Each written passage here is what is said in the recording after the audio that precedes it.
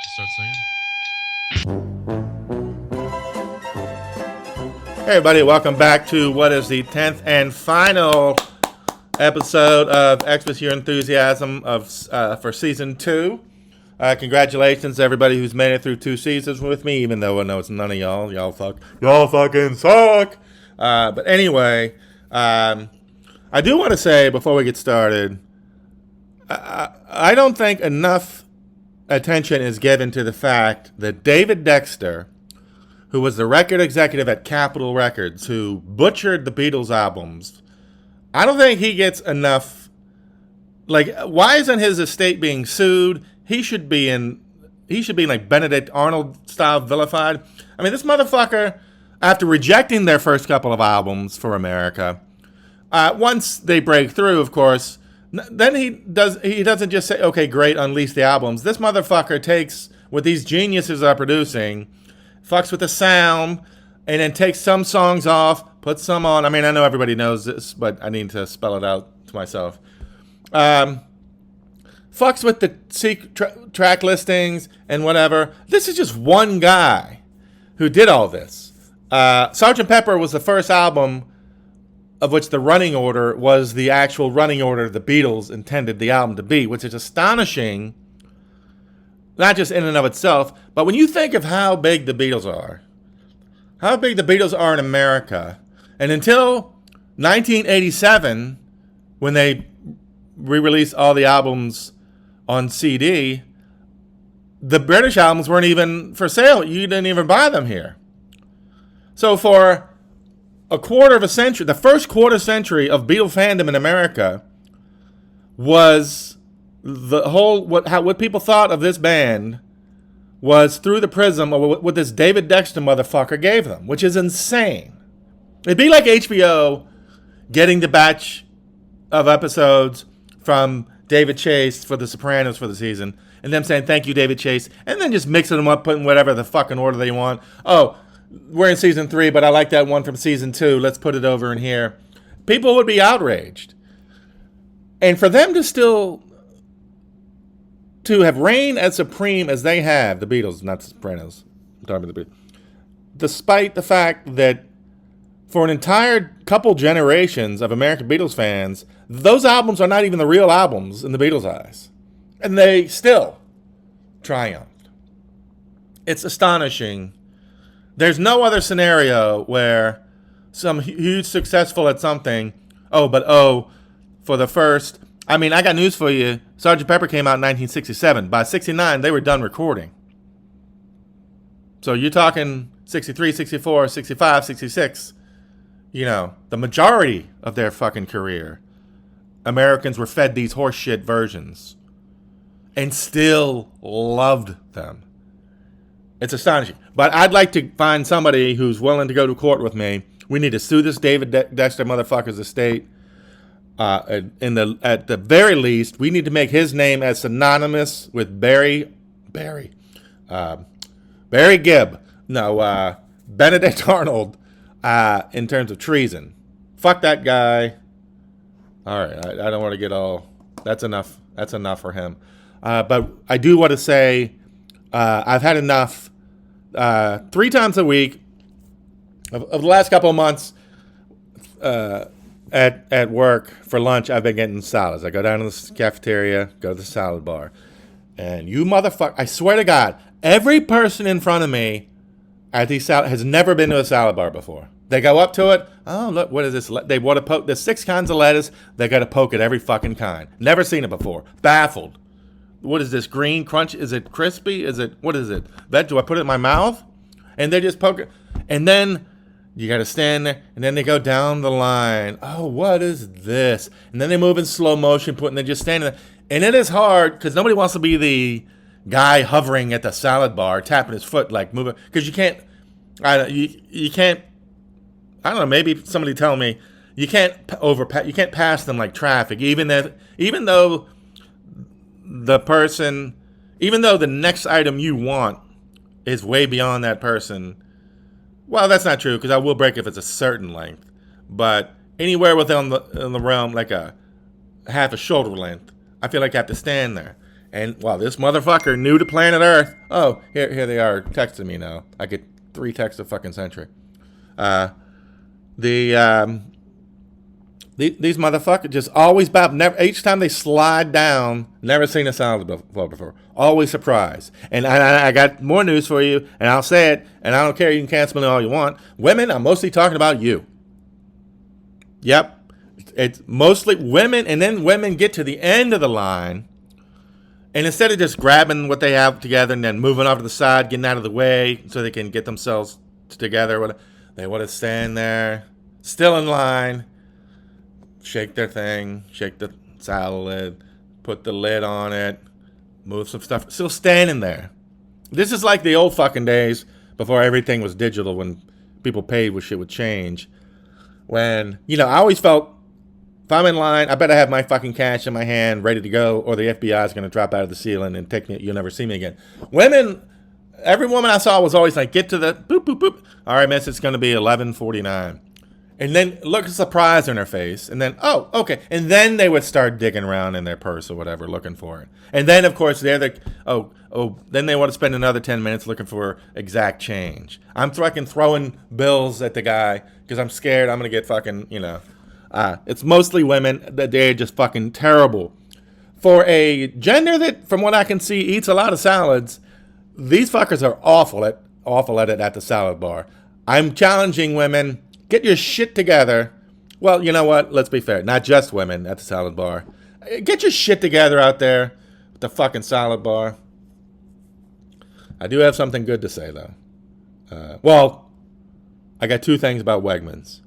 I just tried this Wegmans peanut butter I've never tried before. Now, you people know I love Wegmans in-house brand crunchy peanut butter. It is the best peanut butter I've ever had. I don't mean the best for the price. I mean the best peanut butter I've ever had. It's creamy where it's creamy, and it's crunchy where it's crunchy. You want to separate the two in your mouth, you can. If not, great. It's delightful. Great peanut butter. And then last night I saw they have this... it's called, you know what? It's fucking 6 feet away from me. I mean, I don't live in Buckingham Palace. I can go get this shit. It's called, from my kitchen to my study to my recording den. Back. It's called Just Peanuts Crunchy Natural Peanut Butter. Now, I can tell a lot of it's oily or whatever. I'm like, all right, I'll try it. I've had some good peanut butter in my day. First of all, of course, it takes 20 minutes to fucking mix it. It's like I'm mixing cement. It's like I fucking work there. I work in the factory now. They can't mix this shit. And I finally get it. And it's basically just oil with a bunch of diced up peanuts that have no salt. What the fuck is this? It's like a version of, let's take this beautiful, juicy, flavorful grape and suck all the juice out of it and make a shitty raisin. That's what they did. I mean, peanuts without salt. Come on. It was terrible. Totally pointless. Tasteless, pointless. I felt like an idiot for sitting there fucking mixing it for 20 minutes. Totally worthless. Wegmans, I love your regular crunchy peanut butter. This just peanut shit just is shit. It's terrible. But I do have a win for my beloved Wegmans. I mean, it's all a win with me and Wegmans. That's all wins except for that one. Let's be honest. Wegmans wants to come through with that final number for sponsorship here. Anyway. The other day, Saturday, and a few people remember, probably not, because you suck. I've turned into a sunglasses guy. I finally gave up, and I was like, look, the sun is too blinding. I need to put on sunglasses. I know I look like a douche. I can't pull them off. I'm not cool enough. Fuck it. I'm leaning into it. I'm wearing the fucking sunglasses when I need to. Saturday, I'm like, fuck, I've lost my sunglasses. Now, side note, I also use them for seeing because they're somehow my perfect prescription, even though I just found them in my brother's house, not like on the subway. And so Saturday all day, I'm like, where the fuck? Like, my apartment is like 8 square feet. I go from there to Panera and Wegmans, and that's it, basically. I'm a shut-in. Where the fuck could they be? And finally, I'm like, fuck. I must have somehow lost them, taking them off at Wegmans. There's got to be a Panera's too. And I'm like, fuck. They're gone. Never gonna. And then it's like, why don't you try the lost and found? And I'm like, well, Never once in my life have I ever looked for something and found it. Sunglasses, joy, love, a reason to fucking live, whatever. But then I'm like, fuck it. I'm going to be walking around Wegmans 19 fucking times. This is Sunday. I'll fucking try it. I go to customer service, ask the young girl there. I'm like, hey, you guys have a lost and found? She's like, yeah, no. Pops back, comes back with a box full of sunglasses. As she's walking, I'm like, well, I'm not fucking. There's no way I'm finding them in this shit, this pile. I'm like ready to do the honor thing. The second I look down, boom, there's my sunglasses. I've never once in my life, it's never been, oh, I want this, and boom, there they are. I just stared at it. I couldn't believe it. I said to the girl, I was like, I've never had this happen. This is incredible. And she's like, oh, great. And then the good news is I found my sunglasses. The bad news is based on this girl's reaction, and she was super helpful. It's based on her reaction. She pretty much didn't give a shit, wanted me to get out of there. So long story short, if anybody wants anything, just walk up to this Wegmans and ask, and they'll bring out a couple of boxes and ask no questions when you pull out whatever you want. Anyway, thank you, whoever found my shit at Wegmans. Maybe as somebody who works there, whatever. Thank you. So anyway, like I said, final episode 10 of season 2 of Xmas Your Enthusiasm, and today we're doing from season 4, episode 8. Ah, shit, did I do this at the beginning of this episode? I don't fucking remember. Anyway, from season 4, Wandering Bear. All right, here we go. Oh, and while I'm putting away the Wegmans Just Peanuts, or Just Fucking Bullshit, as I call it, don't forget, like you fucking already knew, Larry's record for the season is 57-48. So he's plenty above 500. So I think he may, unless he has a total disaster this episode, which he may, I don't know. Looks like he may finish the season above 500. Let's see. Okay, first up we have Cheryl coming in, and she gets, apparently she and Larry haven't had sex in a while. Thanks for letting us know, Cheryl.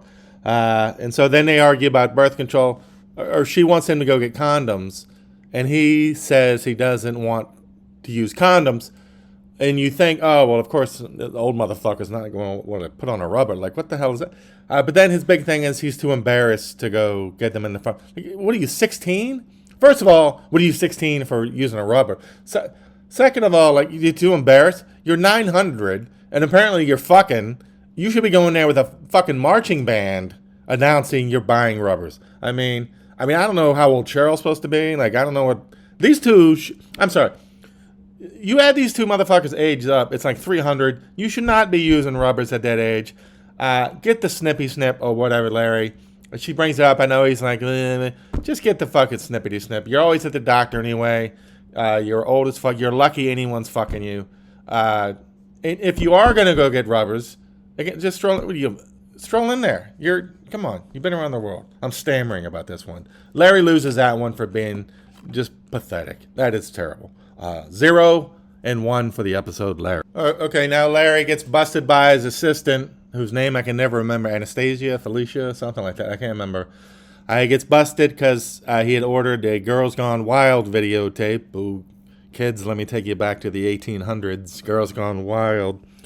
Like an idiot, of course, he has it sent to his office instead of home because he's terrified of Cheryl. And his assistant, whose name I can never remember, opened it up without realizing it was a personal thing for him, and now she's mad. Like, what are you doing getting Girls Gone Wild? And on one hand, it's impossible for her to be right because, it's his mail. You can't be able to mail. But on the other hand, it's like, hey, don't send this to your fucking work, Larry. Come on. You can't be more, like, and plus it makes sense that the odds are she's just going to grab whatever comes in and open it because that's probably a big part of her job. I'm sure you like it when you don't have to notice or pay attention to the 99.9% of mail that goes through your office, whatever that is. I'm guessing it's mostly fucking checks. Ka-ching, ka-ching. Thank you, Seinfeld. So it stands to reason that she would just open it without even thinking about it. So I wouldn't think I'd be siding with her, but Larry, you're an idiot for sending it to your office. And then he tries to do the old cover up anyway, instead of just saying, yeah, you know what, I got Girls Gone Wild, I was an idiot, whatever. Say you were drunk. What? Just say, look, I had some extra rice pudding with a little brandy in it. I went on a bender for 3 days. Actually, that was the bender because I'm Larry David. I can't give Larry the win here. He just did everything wrong at every turn. They seem to have close enough relationship, even though she just disappears from time to time, where he should know she's going to get pissed off. Whereas Cheryl's always pissed off at you anyway, and she's going to probably look and see, oh, this isn't for me, and she's not going to open in the first place, because she's probably doesn't just open the mail automatically like she would if it was her job. Anyway, Larry's 0-2 for this episode. I'm wrong. Maybe he won't get 500 for the season. 0-2, Larry. Okay, things are not going well for Larry this episode. Now he and Cheryl have had sex, and apparently one of the rubbers that Jeff got for him, because Larry can't be, he's too embarrassed to get it himself. Jeff got him these rubbers that have lidocaine on them or something, a numbing agent, and Larry put it on inside out, of course, and now Cheryl's parts are numbed. I don't know how you put a fucking rubber on inside out like that without noticing it. I mean, it's a bit of a stretch, but here we are. Larry, you can't win. I mean, Cheryl's right. 15-year-old boys do it every day. Like, I don't know how you fuck that up. I understand maybe you're not Johnny Porno and it may take you a minute, but I think you should know, I'm just blown. I mean, Jesus Christ. Fucking 0-3 for this episode. Now, I do want to make a note here. Larry does mention later, it was dark in the room. He was bungling around. He wasn't sure if he put it on right. But it's like, you've been married for 15 years. I think your wife is okay. You're not in the back seat with Johnny Football Porno. You can say, hey, give me a second here. Because also, I don't think I've mentioned it, the reason she's talking about sex in the first place is because they haven't had it in a while, because a dog, Oscar, who's in this episode too, bit his dick. So as a couple, they've gone through my best friend's dick. My best friend's dog. They've already been through the scenario of my best friend's dog bit my dick together and survived, to the point where she's asking, okay, can I have sex now? And yet he thinks he can't just say, hey, I need a second to put this on, right? Like, get the fuck out. And I can't remember, but are we going to find out that Jeff, bought 9,000 of these for 8 cents? You're rich as fuck. You got all these mansions. You're working for Larry David, and you're buying your fuck rubbers at the bus station. All right, now Larry's talking to Wandering Bear. Wandering Bear asks for a pencil, and Larry says, I have a pen. If somehow they get into an argument, Wanting Bear is like, they're the same thing, and Larry's like, well, you asked for. I got to give Larry the win here. Not that he's right as much. Well, yeah, but also, why argue? Just say, okay, give me the fucking pen. I don't know why Wandering Bear is even doing this. So, yay, congrats, Larry. 1-3, your first win of the episode. Way to go. Okay, so long story short, while trying to watch this Girls Gone Wild film, Larry and Jeff, two grown men, while sitting on the couch, somehow open the door and let the dog out, Oscar. I will say I am of the age, I do remember, because in college, there'd be one guy on the floor who had a VCR. So when someone would get a porno, that sounds like a fucking weird thing to say. And then we'd all watch it and sit in the room hanging out. Oh, you want to watch a movie? Oh, yeah, what's up? Anal Beads 19? Oh, sure, no problem. And you'd sit there and watch it and have to look. You do your best to just look bored as hell. Like, oh, what are these? What's this guy doing? Two chicks? Yeah, okay, yeah. Yawn. Anybody study for the chem lab? You just have to look bored as hell. While obviously, of course, the whole time thinking, what do I have to do to pull the fire alarm and get the fuck out of this room right now to do my business? So anyway, what the hell is... Oh, so yeah, they're saying dog gets loose. They go looking for Oscar. And, of course, Larry hits him with his car. They think he's okay. But now Susie, after talking to the vet or whatever, there's some marks or something. It's as if the dog got strangled. However, Larry hit him with the car, did or didn't, and she's pinning Larry's ears back, and it's like, number one, throughout the show, I will say, Larry did nothing but love Oscar, even though Oscar tried to bite his dick off. Larry hit him with a car. Other than that, they were friends. Larry did like the dog. Plus, accusing somebody of literally choking a fucking dog, that is next level. That is out of bounds, Susie. Nope. Larry gets a second win of the episode. Congratulations, Larry. Let me alert the fucking media. 2 and 3 for this episode. Now Larry gets his assistant, Felicity, whatever, fucking Angelina, pulls up. She's depressed because her boyfriend haven't been having sex, so she's distracted. She didn't do what Larry asked her to do, so Larry does, he tries to be nice, but he's like, you didn't do X or whatever. And he was nice. He wasn't like, because he knows he doesn't want to piss her off, because then she'll tell everybody in town his secrets. So he says, I don't know who Larry David thinks is like waiting to gobble up all of Larry David's old man secrets. Like, he's like, I don't want people knowing my dietary habits. What? Do you think people are looking to like fish your warm stool out of the toilet bowl because you're so, what the fuck? Anyway, we dealt with this before with him. I don't know. I mean, I love Larry David with all my heart, but nobody's sitting around trying to dig through your trash can for your, come on, Larry David. Anyway, the fuck was I talking? And I was going to treat it like, okay, a purely work thing, so it's not a real Larry David, so to speak, thing. But then she got so crazy personal with it and starts threatening to tell Cheryl all of his secrets, all because he said, hey, did you do this I asked you to? Oh, you didn't. So she was just totally unreasonable, off the fucking charts. I don't want to say crazy, but totally wrong. The answer is, oh, shit, I'm sorry. I fucked up. I'll go do whatever. But so Larry wins that in a minor case of our old adage. Sometimes it just helps to have a bigger asshole in the room. I wouldn't call her an asshole necessarily, but she's acting like one. And I just love saying that. Sometimes it just pays to have a bigger asshole in the room. Anyway, Larry ties it up 3-3. So, wow. Oops, I was wrong. It's not that his assistant Felicity or Felicia, her and her boyfriend aren't fucking, they broke up. That's what she's so upset about.